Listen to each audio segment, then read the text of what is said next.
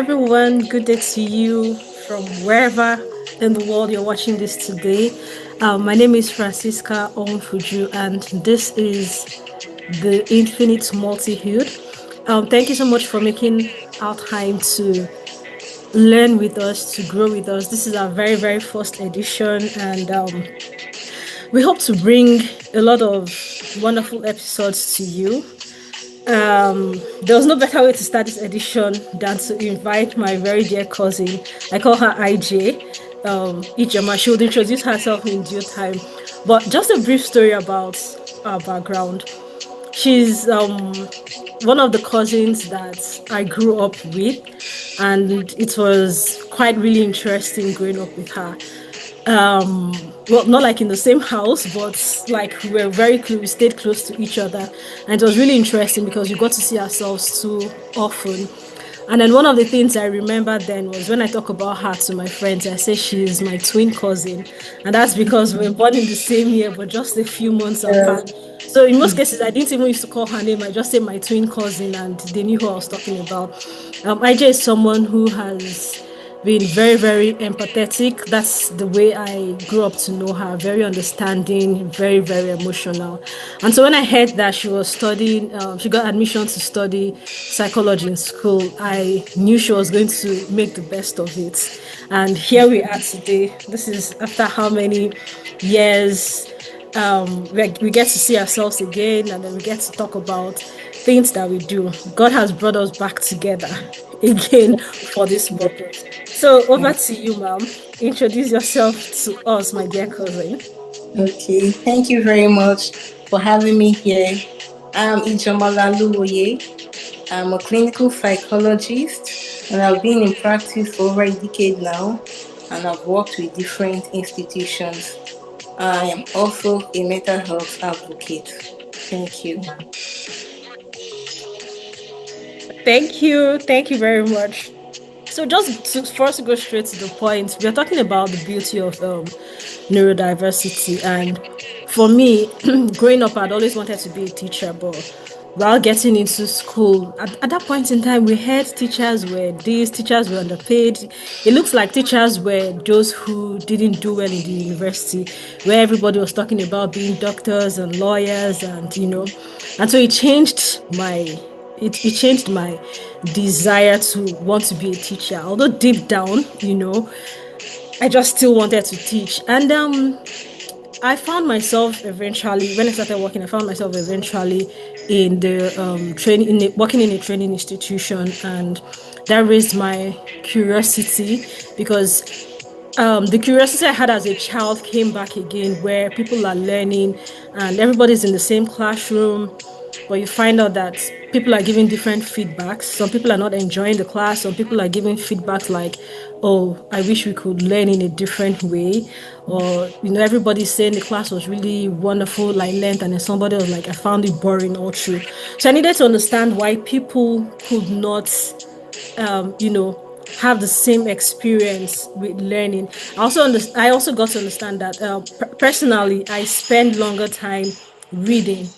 I may need to read a particular material like 3 or 4 times because I like to break it down gradually. I've not been diagnosed for anything, but this is me. And then compared to my siblings who would read maybe once and then they get it. But I'm also someone that if I listen to a conversation, I get to remember it for a long time. And then if I watch you do something, I'm able to do it back.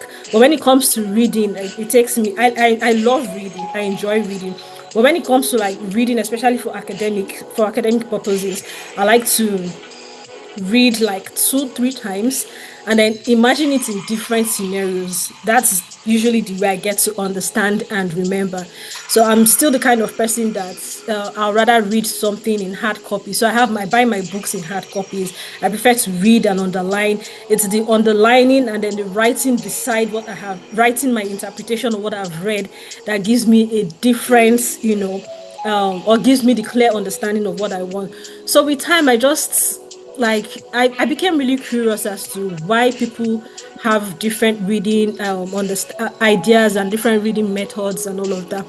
And then last 2 years ago, 2023, during my master's, and we had to do like a research, we had to do our normal thesis and all of that. I decided to take my time to read about all of this, and that was where I started getting deeper understanding about neurodiversity and different learning styles and learning methods, and cognitive differences, and why people get to read things, understand things differently and process things differently. I had had an idea of all of this, but I didn't have that in-depth knowledge.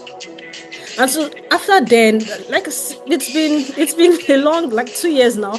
But after then, it just raised my curiosity, and every day I keep doing, like, making researches. I have a number of books. I have a number of printed materials on neurodiversity. And for Amadi Academy Limited, we are working on creating a learning management system that is inclusive for everyone.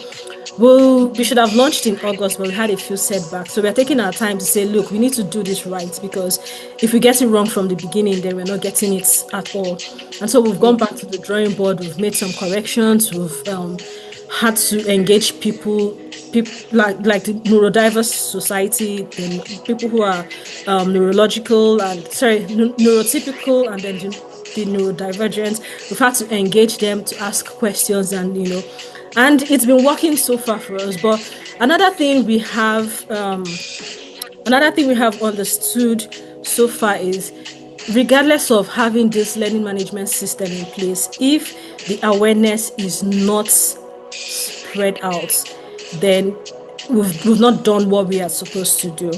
And so that's one of the reasons why we started this podcast. So, okay, let people talk about their own experiences.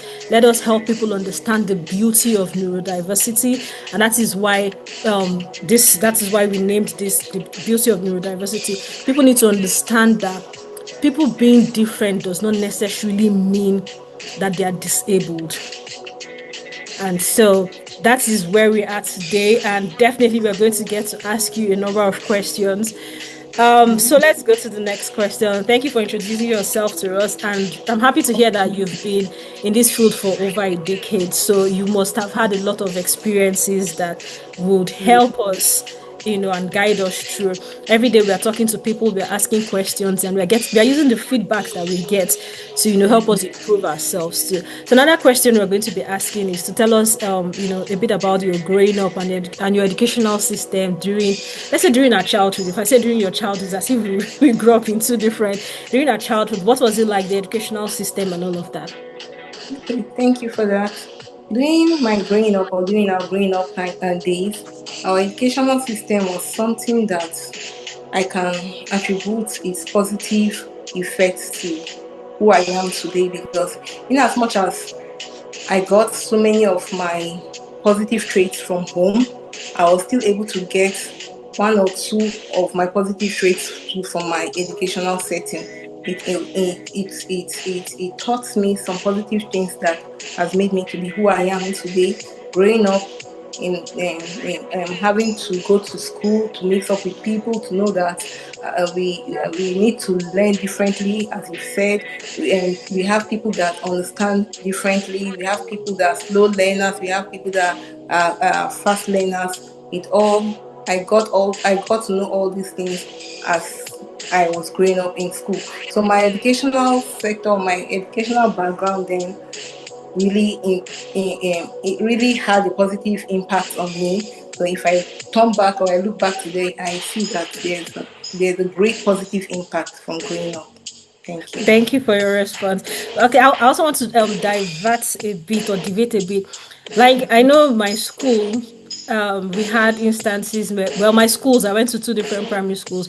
We had instances where people who were not doing well in class were either being flogged or laughed at and stuff like that. Did you experience that in your school, and how did it make you feel? Because for me, that was one of the things that made me want to understand why these people were not learning. Exactly. Okay, yes. In my school then, while growing up, if at the end of the term someone is not doing well, he or she is even made to repeat that class. He or she is made to repeat, and at the end of the day, these persons are not happy. You understand? And I saw it as a way of making these individuals really feel bad, although it was like helping them. But I felt if I could change back the hands of time now, I felt that we could have looked properly into what had led to these situations, you understand? Because these days now, in learning environment, there are cases whereby you can be in the same class, but individuals are separated according to their learning pace. You can see some individuals that are fast learners, the teachers know, and they keep them aside. The slow learners, they know. So extra efforts are put into these slow learners, you understand? So during my growing up days, as in, we had cases of individuals that had to repeat, individuals that were punished for not doing well and all. And I can say that it affected some of these people positively, and it also affected them negatively too, because when those that had to repeat, some of them will not even want to come back to school, they will not want to come back to learn, and they'll just have to like leave school. But now, if I have the opportunity to like educate these educators, I'll let them know that rather than making them repeat, or rather than teaching them in a harsh way, there are more friendly ways in which we can help these individuals to still make them learn. Learning or having a disability in learning, it's not making, or it's not to make these individuals feel they have an illness, or they are deficient in one way or the other. Thank you very much. Thank you. Okay, actually, also just remembered this song that we used to sing, Jumbo. My son, I sent him to school. I don't know where Jumbo is right now, but I personally feel very, very bad for him. As at then, I think I knew Jumbo personally because we were like in the same school at some point, although he was way older. And looking at him, you could know that there was something. Well, you can't say there was something wrong with him, but when you come to the assembly ground and you see somebody that is standing taller than the whole school and all of that, I felt really bad then. But then it was a song that we had to sing and all of that. And unfortunately, it was his mother who coined the song. Well, from what I got to understand, if as a then the mother had an understanding of what he was really going through, I'm sure things would have been different for him. People who are neurodivergent are not necessarily what word do I use now? They're not necessarily handicapped. Let me put it that way. But Exactly. unfortunately, because the world is not or the world didn't used to see things like that, it had become an issue. And even up till today, people are finding it difficult to accept that their children have one challenge or the other, especially in like Africa. I know it's a big deal in Africa when somebody says somebody is probably has autism or ADHD. We'll get to that. But I think in the other part of the world, people are coming up to embrace it now and then to identify themselves. Unfortunately, there are cases where people, especially when it comes to OCD, everybody is claiming to be OCD nowadays. But we still need to raise awareness and raise understanding to know that look, OCD is not something that you look at and say this is because you like a clean apartment does not necessarily mean that you're OCD. So we need to still raise awareness on all of this. Then what inspired next question now is what inspired your choice for to study psychology in school? Thank you. Thank you very much for that opportunity. Growing up as a young girl, I used to be very inquisitive, very, very inquisitive. I wanted knowing why someone acted in a particular way, why someone behaved in a particular way, why this mannerism, why are you talking in this manner, why are you walking like this, and also I was always very inquisitive. I wanted knowing what exactly triggered a particular behavior, what exactly caused someone to behave in a particular manner. So I kept asking questions, I kept reading with that inquisitiveness, wanting to know. So when I had to make my choice to get into the tertiary institution, I was very excited and I opted to study psychology, which we all know is the study of human behavior and mental processes. So there and then, I got more insight to understanding why this person behaves like this. Is not just a mere coincidence. There's something that is triggering this behavior. There's something that is making this person to behave like this. But in all this, it's not a deficiency. You understand? We can look into these things, understand it better, and relate with these persons. You understand? A particular person behaving in a particular way is not the problem. So that was really because of my inquisitiveness. I kept wanting to know, and that was why I opted to study psychology. Thank you very much. That's nice. That's nice. So I have the next question, and that's how has it been like working in your current field, especially working in Nigeria? How has it been like? People do not accept that they have mental illnesses. People are not ashamed to come out to talk about how they feel, and people are ashamed of being associated with people who have mental illnesses. So how has it been working in your field? Prior to now, it has been very interesting working in my field. Prior to now, in my early days of practice, we knew that sensitization, mental health sensitization, had not gone this far, and most people were not aware of mental illness. Most people attribute mental illness to spirituality, especially in the context where I am, Nigeria now. Rather than owning up, they live in denial and just attribute it to spirituality and culture. So, but these few days, as in sensitization is going around the world, people are now getting to be aware of mental illness, mental challenges. They are now knowing that it's not a challenge.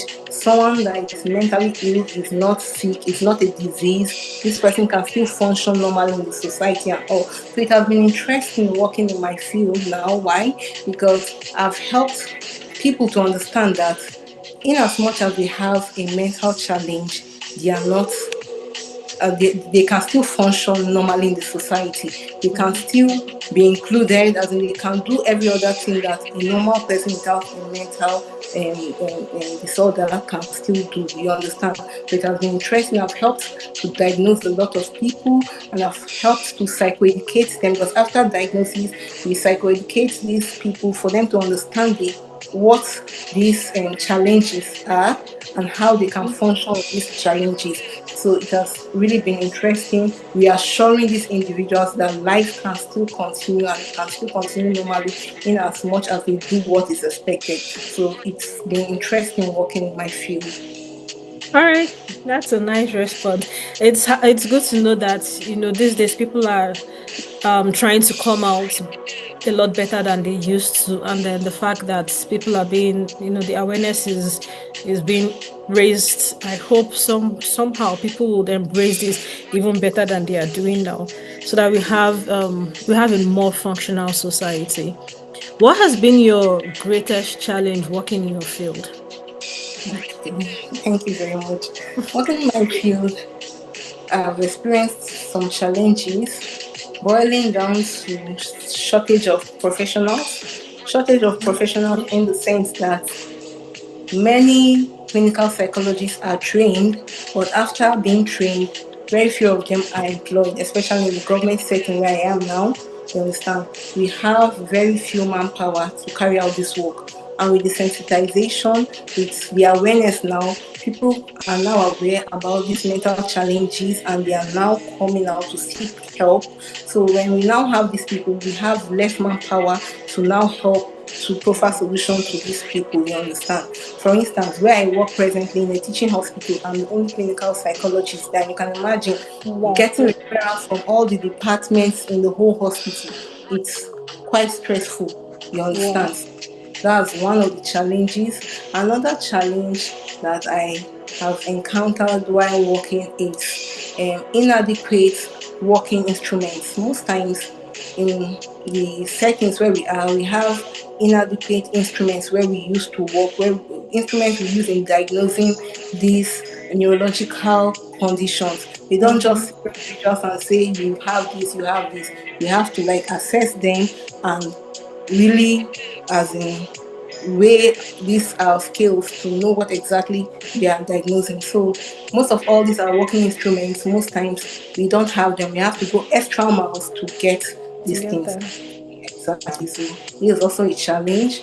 Another challenge is most times after diagnosing these individuals, where we refer them to for them to profile solution or for them to get help, like maybe special schools, special homes, we have very limited of them.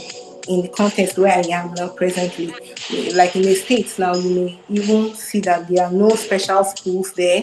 There are no special homes where you can send these people to get help. So it's also a challenge because after diagnosing them, after trying to reassure them, and you now need to send them to where they can be functional, we see that we have less of this to as in assist these clients. Is also a challenge on my side. Also, stigma is a challenge. Stigma and misconception. As I said prior to now, sensitization is just getting to the increase. And prior to now, most people don't believe they have mental illness, they don't believe they have challenges. When you tell them that this is it, they attribute it to spirituality. Even when they come to the hospital settings, most of them accept, but most of them live in denial, you understand? So even if these individuals or if these clients happen to accept, when they leave us, they get back home, they are stigmatized and discriminated against by their family members, by the society in which they stay. So it's a challenge because they may not want to come back for follow up, which is also a challenge to us. So these are many more challenges I've experienced in At my some point, field. are you thinking about going into private practice, like having your own place? And I think you should. No, exactly. I'm looking into it and I'm doing one or two of all those now presently. There are some Oh, sites I work with, you understand? okay, So, that's perfect. so I'm doing That's those two. perfect. Exactly. After working for the government, I still do my You still do personal. your own personal. That's perfect. So we have a lot of things to talk about after now. Okay. Another question I'm going to be asking you, obviously from our conversation, it's you've made a number of diagnoses and all of that. How do people I know you work with children and adolescents. How do maybe you diagnose a child? How does a child react to it like in your presence, and then how do family members also take it? I know you've talked about people not being accepted, and but what is one particular response that stood out for you when you diagnose someone? Okay, it's depending. It's a two-sided thing. Why I said so?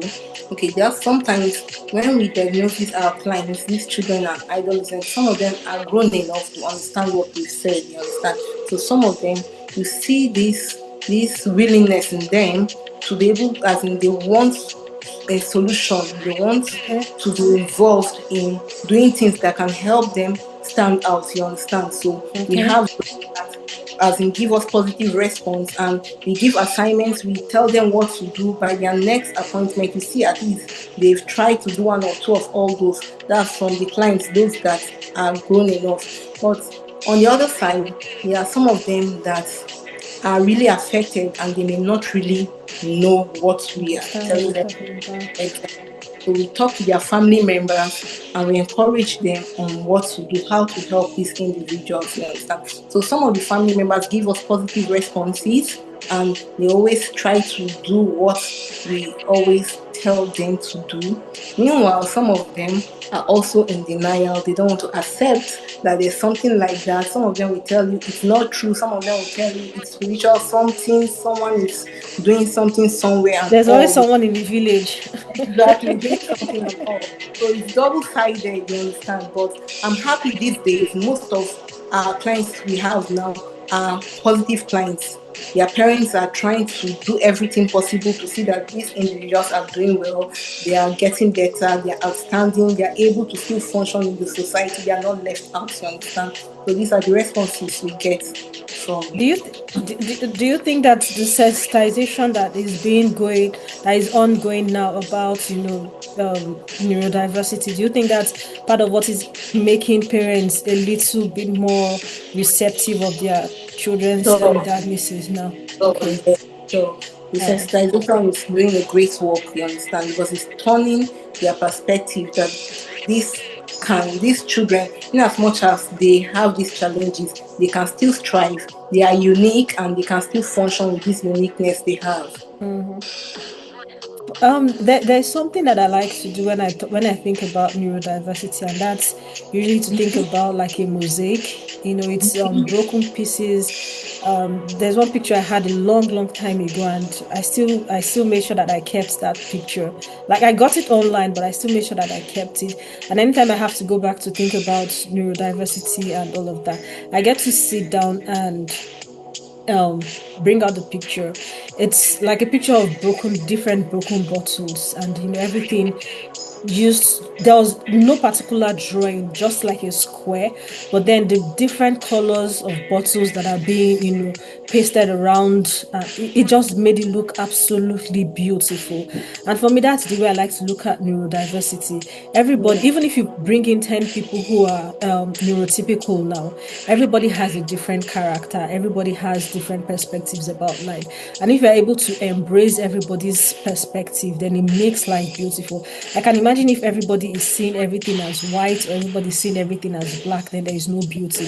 So when we talk about neurodiversity, I'm like, okay, this person is dyslexic, but this person has a strength somewhere, or this person is has ADHD, but this person has a strength somewhere, or this person is autistic and this person is, this person draws beautifully well, and things like that.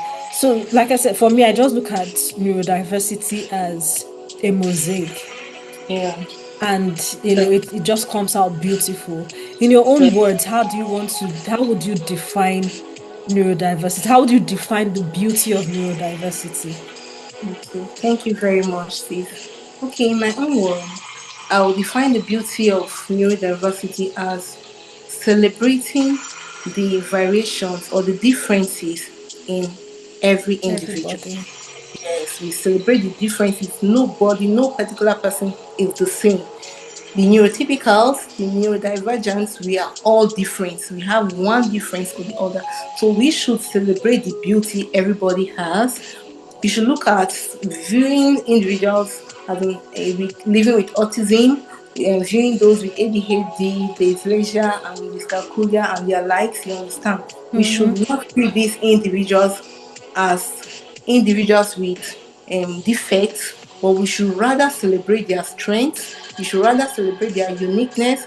We should give them opportunity to showcase what they have. We should give them opportunity to create, to be creative, to be innovative, and all. We should celebrate them no matter what they are or the way they are being displayed. You understand? Because everybody has his or her own uniqueness. So I see it, and that's what makes it beautiful. When we look at it, we view everybody, we bring everybody, oh, this person has these traits, this person portrays these traits, and all. That's what beautifies the whole thing. So it's for us to celebrate, keep celebrating our Keep differences, celebrate celebrating people. different ways in which the brain works. It's what makes it beautiful. I know sometime in August I had a session with a group of people. I have a friend who has an NGO, Okay? and they're trying to raise this awareness back in Nigeria. She's based in the UK, but they're trying to raise this awareness back in Nigeria too. And then we talked about dyslexia, and then it was a 2 days program that I had with them, dyslexia and ADHD. Okay? And when I started giving them names of celebrities who have So, dyslexia and then exactly. ADHD, and many of them, they were really thrilled. And like, look, if these people can do these things, then you can. And then my assistant sent me a video 2 days ago, and it was a video of a guy somebody just a random guy. I don't know his name or anything. He was just interviewed on the street, and he was able to talk about how he pushed himself through life. He's a millionaire, and all of that. And when they asked him what was your greatest challenge growing up, he said, I'm dyslexic.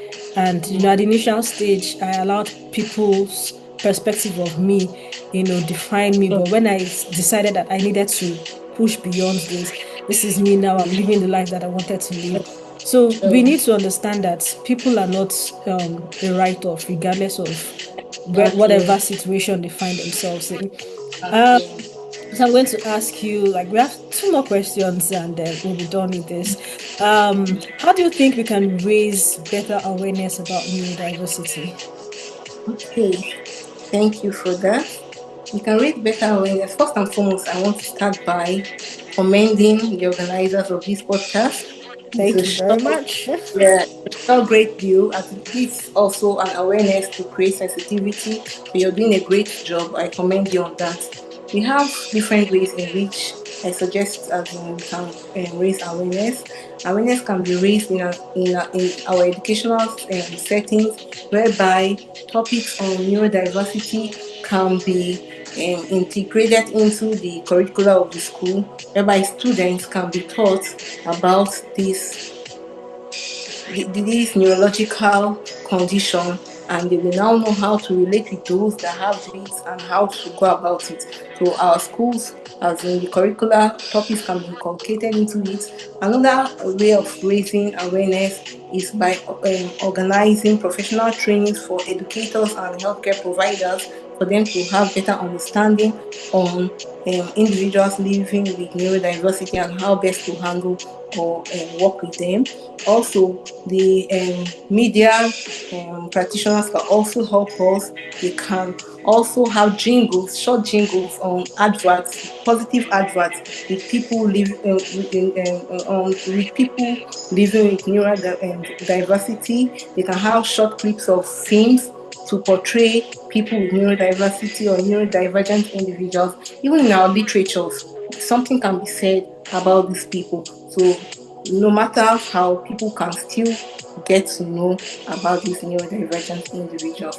Also, in our workplace, there should be a workplace inclusion whereby there's an inclusive environment for neurodivergent individuals where they can showcase their talents, where they can still work and feel free. You understand? It's also a way of increasing this awareness. Then in our local settings, content can be created in our local languages. Not everybody understands English, you understand? English, So yeah. we can translate whatever we want the society to know into our local dialects, and we can as in distribute it, give it out, and people can now know about this. If you're not understanding English, you can understand one local dialect or the other, and you can now get to know about this neurological condition.